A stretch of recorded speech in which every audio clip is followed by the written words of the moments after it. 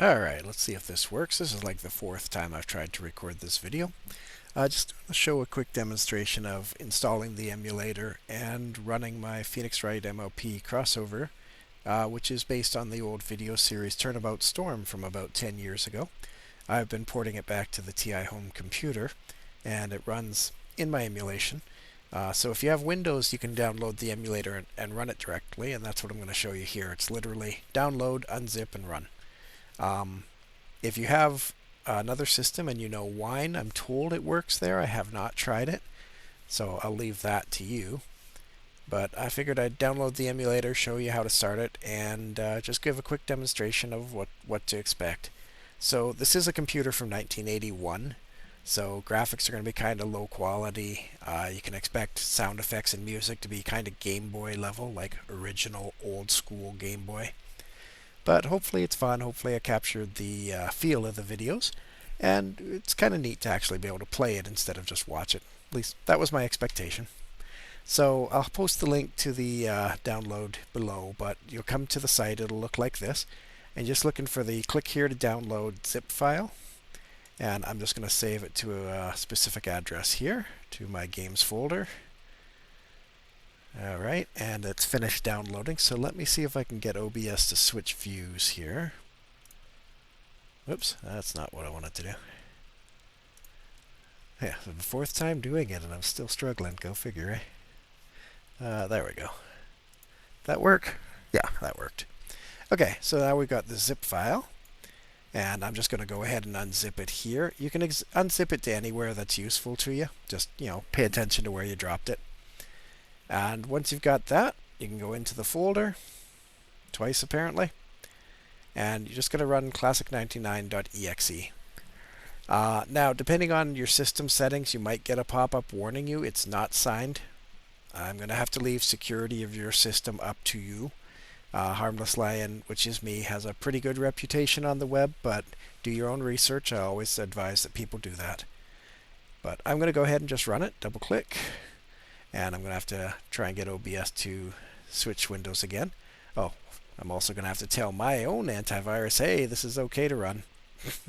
I know you can't see that, but give me a second. Okay, and that beep is the emulator starting up, so let me just position the window and then tell OBS to switch over to that one.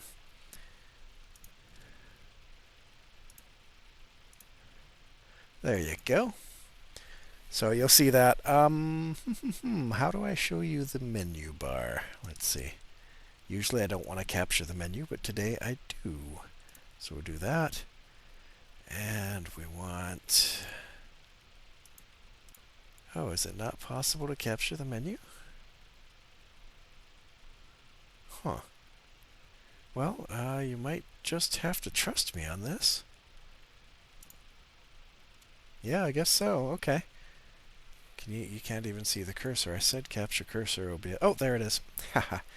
Alright, so what you can't see just at the top of the screen here is a menu bar.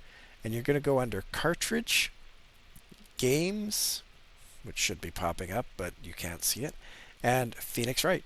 It's that easy. Cartridge, Games, Phoenix Wright. And it's automatically going to go out, pull down the title, and here it is. So the game is just a visual novel, right? So you're going to be reading, you're going to occasionally be making decisions. The whole thing is keyboard interaction, so you can sort of put the mouse away. And you may notice the graphics look a little better if you know anything about TI than what they should. That's because this is taking advantage of the F18A graphics enhancement that gives us 15 color 15 color graphics instead of the original fixed colors. So it looks a tiny bit better. So hit any key, you'll get a whole screen full of text. This is just telling you about the title, some credits, and the most important stuff is how far I've gotten right here. It's good to know. That way you can tell if there's been an update. Hit a key again. You get your basic shortcut keys. N for next. I will take you to your inventory, which is your evidence screen, evidence and people. R, reload image. Sometimes, very rarely, the download of the image will fail. So you can just press R if it's corrupted, and that should get you back to a good picture. 7 will take you to help. Why 7? Because function 7 was the help key on the TI computer. Space just lets you, if you think the text is advancing too slow, you can hit space to finish it automatically. When you're in cross-examination, press for press more info, object for objection. Some options, toggle your music, text mode. Text mode is for a screen reader. Classic 99 supports a text screen reader for visually impaired. If you turn this on, it will make small changes to how the presentation happens to work better with the screen reader. In particular, as the text appears, the screen reader tries to read out each letter and then partial words, so it will just appear instantly, which reads a lot better. It's not too important otherwise. You don't have to remember this. It's available at all times, and there's pop-up hints as to what keys are useful as you go. So we're just going to go ahead and start a new game, and I'm going to play through the first scene, which there's not a lot of decisions to make in the first scene. So we have the mysterious meeting. We don't know where. We have a time, and it's flashing in to tell me I can push in.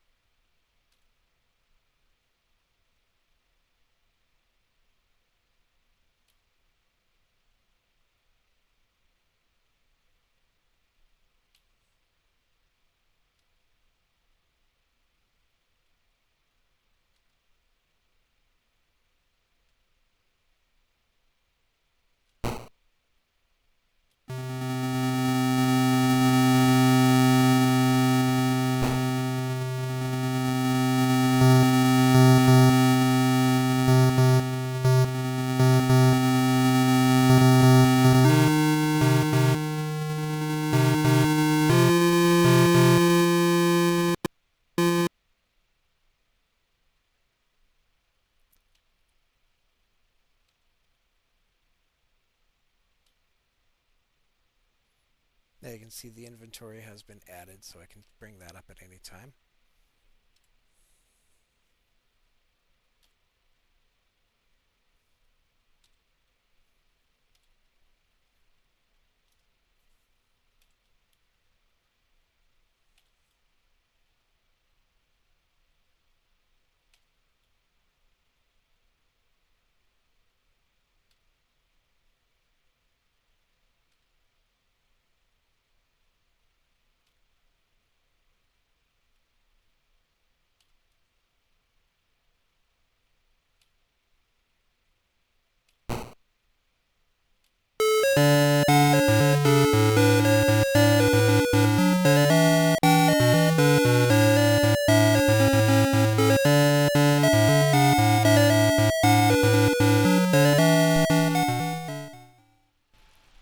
And I think that's where I'll stop it for now. Don't want to give too much away. Anyway, that's enough to get it going. There's about 2 hours completed so far, 30% just about, as you saw on the main screen. So just wanted to get it out there to a few more people now that the first day is completely finished, and see if it's worth continuing or not. Thanks very much. Catch you later.